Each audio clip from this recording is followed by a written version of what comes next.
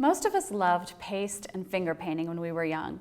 This project gives us an opportunity to play all over again, but the difference is that we'll end up with a much more fun and more sophisticated end product. We'll begin by making something called paste paper, then after tearing or cutting the paper into small pieces, we'll create a paste paper mosaic. If you've ever been to an antique bookstore, you might have seen something like this. This is a book with very beautifully decorated end papers. After the printing press was invented, it became obvious that end papers were needed to protect the inside text in the book from wear and tear. At that time, book covers were often just hide stretched over wooden boards. End papers have been made by marbling, stamping, or printing designs, but paste paper is special. Paste paper was first made in book binderies, where all the necessary ingredients were already available: paper, paste, pigments, and the tools to make designs with. To make paste paper, I'm starting with these vibrant papers. These are called mi-teintes. Mi-teinte translates as midtones. They have a vellum surface on one side and a smooth surface on the other. They're available in 42 colors, and they all come in packages of 25 sheets.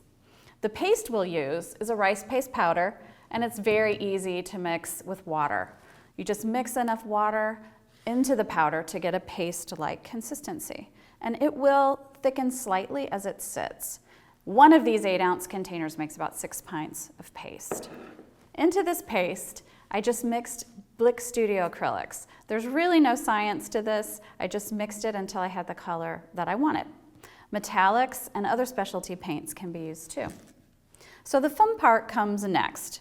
I've covered my table with paper, and I've just tacked down the mi-teinte with tape at the corners just so it doesn't roll as I brush my paste on.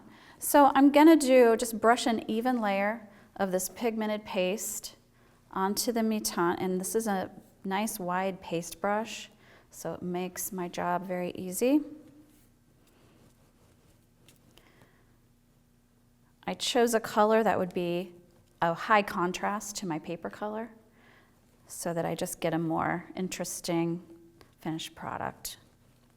So I've got that paste down, and while it's still wet, it can be patterned with various tools. You can also use your hands, of course, and as in finger painting. There are combs, there are wedges, there are these little texture tools that come with a handle, on a handle. So any type of tool that you can find that has a tooth can be used to pull through the paste. So as in the end paper that we saw, we had some scalloped design.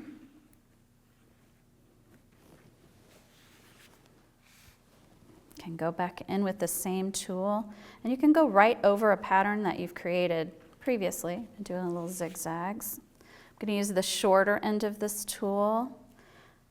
Can make some half circles. If you don't like a pattern that you've produced, you can go right back over with a little more paste. A couple times, a time or two. Don't want to get completely waterlogged. You can just do some simple cross hatching here.